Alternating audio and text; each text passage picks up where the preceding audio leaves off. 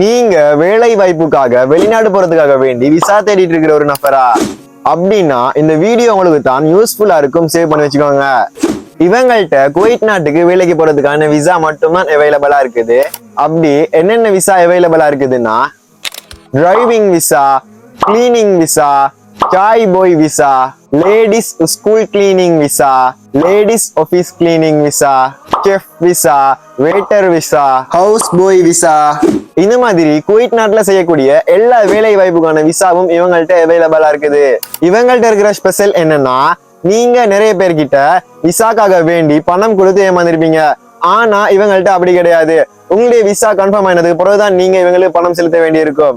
வெளிநாட்டு வேலை வாய்ப்புக்காக வேண்டி இவங்கள்ட்ட விசா எடுக்கணும்னு சொல்லி ஆசைப்படுறவங்க மோர் டீடைல்ஸுக்கு ஸ்கிரீன்ல ஒரு நம்பர் தாரேன், அந்த நம்பரை கான்டாக்ட் பண்ணுங்க.